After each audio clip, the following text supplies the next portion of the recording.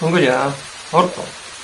Welcome everyone, welcome back to Oredon, and this is a Mongolian culture channel, and currently we are talking about the new age shamanism and about the fake shamans.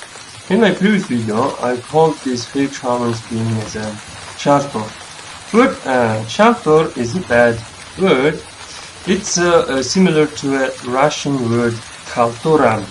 Khaltura in Russian, of course, is a good word. It's an extra job. You do it to gain some money, and Khaltura sometimes can be bad because someone is doing some kind of fake job. In Mongolian, Khaltura is also used, but it's Khaltur or Khalturdah. It's a quick and fake job. For example, someone made you a boots, but one boot is bigger and one boot is smaller. This is going to be this Khalturdah, meaning do things not right, but do something very quick and take them money. And the reason why this word is bad here in Mongolia, it is because it's sounds similar to a word khaltar, meaning dirty, spoiled, and spotted. And religion can rot from inside, and some mad or some mentally ill shamans can make this religion to be spoiled, something like that. So in my previous video, I talked about these 6 things that I believe that this is not right. I mean, I talked about these fake shamans, and there's the ways to know them as a fake, because there's these shamans, these active players. Also, they are worshippers. I'm a worshipper, and of course, worshippers must know about something about their faith and religion. So if a shaman is not this educated, it's kind of hard for an educated worshipper to follow this shaman, something like that.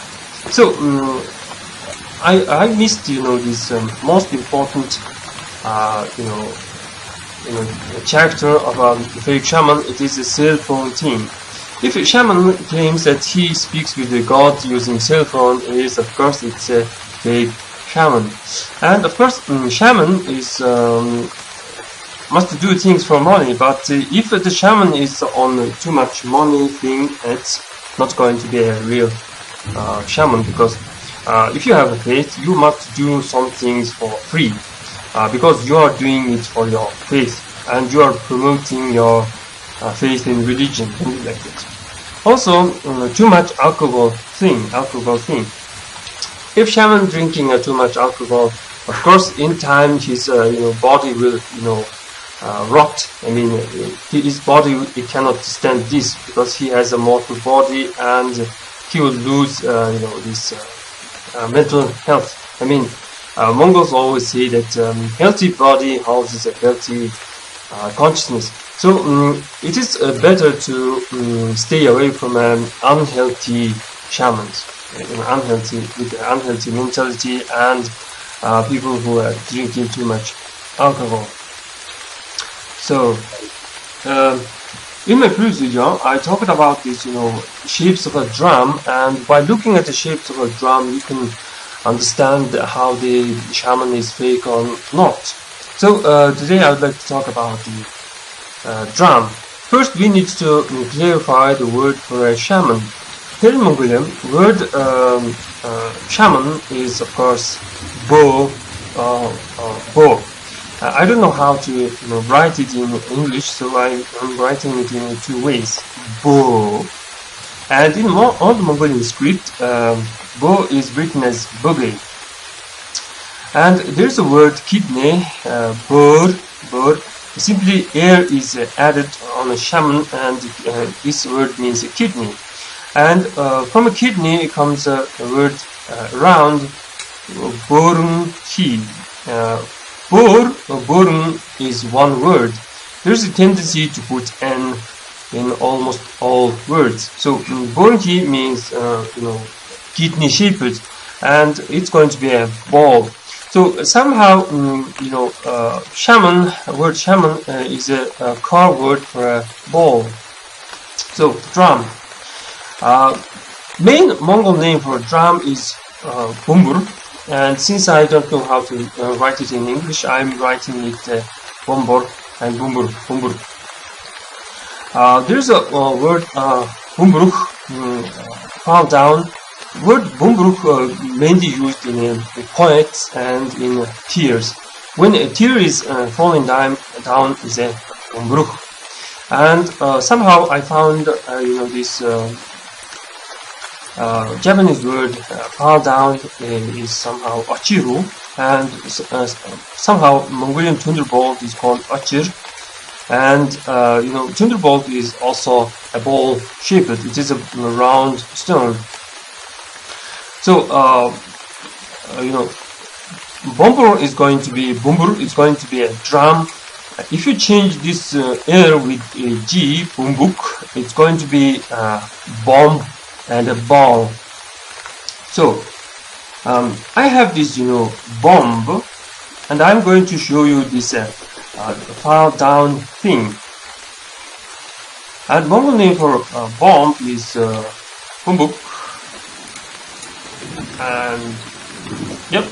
So this is this like running, this jumping and falling down is called Bomboroh. Yep. Oops. I see. Yes, I can. So let's move on. We haven't talked about this, shaman drum. So shaman drum in Mongolian is dunger. And this word dunger goes with the words like dunger or dundung. Dundung is of course the simple word for this sound. Dung means to say dung, and of course dunger is connected word with the hinger. This ending is similar. But in Turkic, in Altai and in Siberia, dunger is called dungir or dungur, or even it can be a dunguru. This someone who is a guru at dungering something. So, but here in Mongolia, mainly word hingrig is used. Hingrig is a tree thing. It's a shaman drum. It's lungs and air drum. Of course, shaman drum can, rain have ended. So shaman drum is can create this sound dung dung, and your lungs can create the sound dun dung, and your ear is listening to this dun dung sound. So hingrig is a three thing. If you say ich hingrig, it's going to be a war drum. There's shamans claims that they call their drums by this. Some may call their this drum as a hang hingrig, meaning the lord drum. Hang hingrig, the king drum, and tingr hingrig, sky drum. Of course, it